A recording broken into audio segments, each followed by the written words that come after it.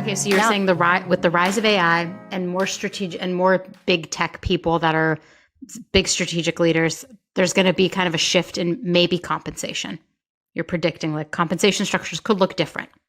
Yeah, I think compensation you're predicting as if you're like an economist. I'm like, you're predicting.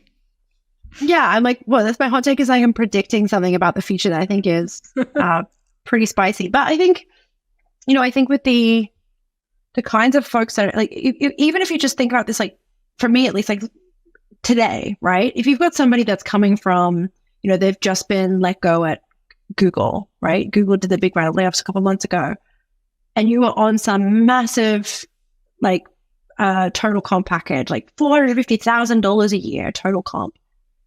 And now you're like, okay, well, I'm kind of like in a good position financially. I don't need a lot of money in the next 1 to 2 years, but I want to go do something I'm really bought into. Either you go and found a company yourself, or not everyone has the skills to start a seed level company. And to be honest, I think most people know that they're not crazy enough to want to do that anyway. But a lot of people are interested in joining more kind of emergent businesses or businesses that maybe like a B round that, have a lot of strategic work that needs to be done by these leaders. And I don't think they're going to be drawn in by a salary a quarter of that amount and like a pretty low equity stake. That's diluted every time there's a new round of investment.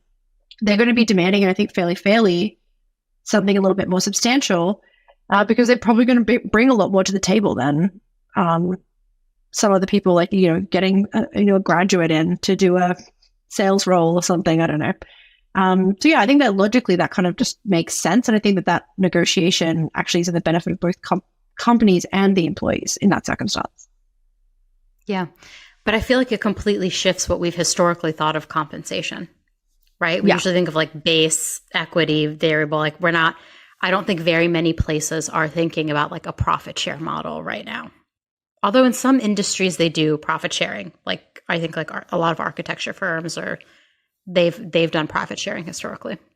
Exactly. And they got about like partnership models and stuff, which I think is interesting. Like maybe there's something actually to learn from law firms and architecture firms and those kinds of places where you have partners in the business that are kind of partial owners that also have these very large strategic roles and do a lot of like business development.